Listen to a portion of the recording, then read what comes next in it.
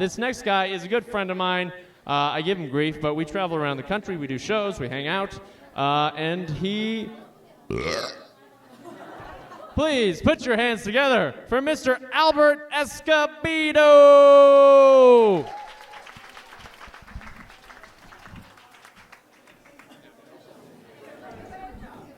I'm sure the microphone smells great now. So I went home recently. I just got back from Chicago about 2.5 weeks ago. And I went home because my mother was begging me to come home. I hadn't been home in 2.5 years before that. And I went home, and my mom was just begging me to come home. And I really didn't understand why, because we didn't grow up that close. My mom wasn't very nice. She used to beat me a lot. And maybe some of you guys grew up with timeouts. I grew up with timeouts too, but they were physical timeouts. Like my mom would hit me, and for a time, I would be out. And that's kind of how I grew up. But, you know, it's not a big deal. I went to see my mom. It was great. I saw my family. I loved it. But what I didn't know was going to happen that I realized once I got there is that you start to lose what you had in common with the people that you grew up with. You don't have the same things in common anymore. Because they started to do things with their life, and I'm doing nothing with my life, and that's just something that I accepted. But I went home, and I tried to communicate with them. We tried to, like, see each other on a common playing field, and we tried to complain about what we don't like about our lives. And the complaints are totally different. My friend got married and has a kid, and he was telling me, my wife never stops nagging me about cleaning, and my kid shits his pants and keeps me up crying all night. And I'm like, yeah, man, in Korea, they make me eat kimchi and rice for every meal.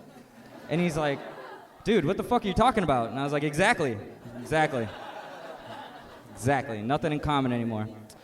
Went home, something else interesting happened to me was I got a haircut, and the guy totally fucked up my hair, but I ended up liking the haircut.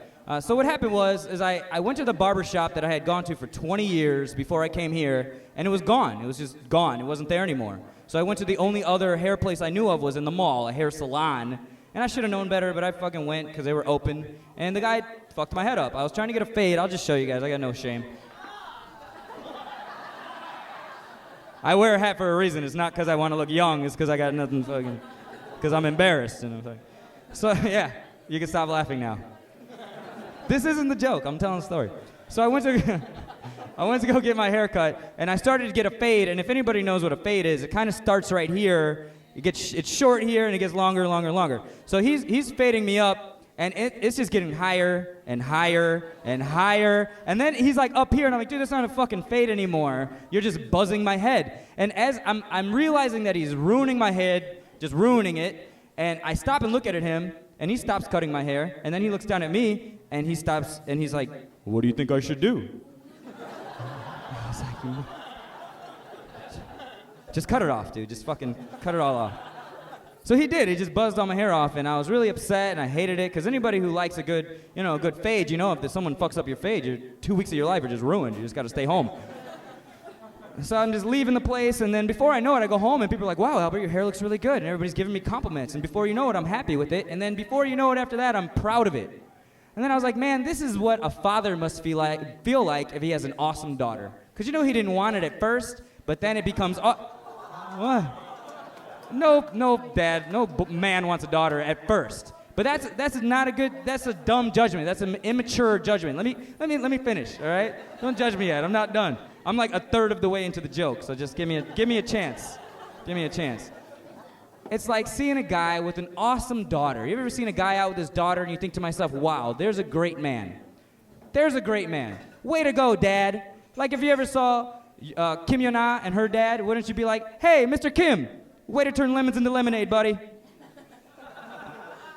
That's pretty, that was the shitty part, and that's why nobody laughed. But I'm just kidding. Like I said before, now I would totally rather have a daughter now because I teach kindergarten and boys are a fucking nightmare. I would totally rather have a girl now. Clap for that shit because I know it's terrible. Boys, they just take too much energy, and I'm just getting older. I'm 29 this month. And I know that's not that old, but it's old enough to know that I can't be teaching a boy how to climb trees and how to pull out properly. You know, he's got to learn that shit on his own like his old man did. He's got to learn how to do that by himself. But a girl, I'll play fucking Barbies all day. I gotta sit there and fucking put clothes on her. There's no problem. I could do that. But if I had a daughter, I think that I would have to teach her something, right? I would teach my daughter how to fight. I would teach her how to fight. Because the only thing I would ever really worry about with my daughter is her getting raped. That's the only thing I would worry about. I wouldn't worry about anything else, like a shitty boyfriend or early pregnancy or becoming a stripper. Like I don't really have a say in that. Like that's her choice. Like that's out of my control. But a rape, I could prevent that shit. Teach her a fucking armbar or two. Teach her some MMA. I swear to God. And I know that you might be some girls in the house and be like, well, what if she doesn't want to learn how to fight? Then I'll teach you guys the old school method of rape prevention. Are you ready for this? If you're ever about to be raped, just piss your pants and shit all over the place. I promise you he will stop fucking you. I promise. And I know it's a shitty thing to say, but fuck a whistle. Just shit your pants. Like. And I know my daughter's gonna come home one day, shitty, pissy underwear. Daddy, teach me that arm bar one more time. It's like, no, here's a fucking whistle. And a diaper, fucking, I don't know. I'm retarded, I teach kindergarten. Shouldn't even be allowed access to children, but it's my job. You know, it's weird, right? I don't know what goes on. Teaching kindergarten is fun, but there's certain things that you can only experience in a kindergarten.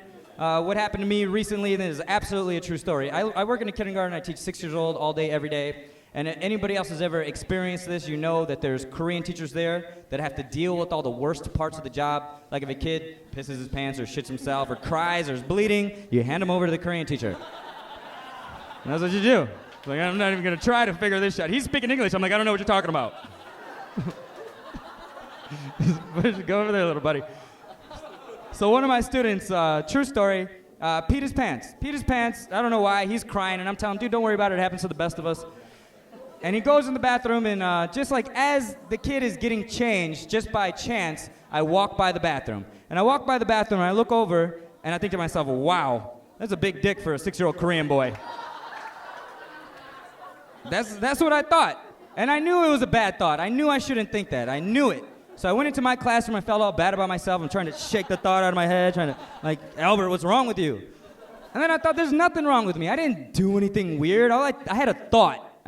What kind of world are we in that I can't even think freely? Like I'm policing my own brain. This isn't a free world. You're not free. You're judging yourself. I'm judging myself in the classroom thinking I'm bad because I had a thought. I didn't do anything. I didn't go in there and compare his to mine. Be like, I'm still winning, little motherfucker. Like, are you sure you're Korean? I don't know. I didn't do anything like that. I just had a thought and went about my business. And what I'm saying is, if this was the world that I want to live in, a real free world, the world that I choose to be a part of, the situation would have been a little bit different. I would have walked by, I would have looked over and thought, wow, it's a big dick for a 6-year-old Korean boy.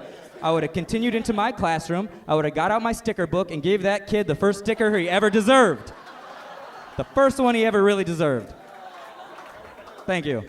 That's my time. My name's Albert. You guys have a great night.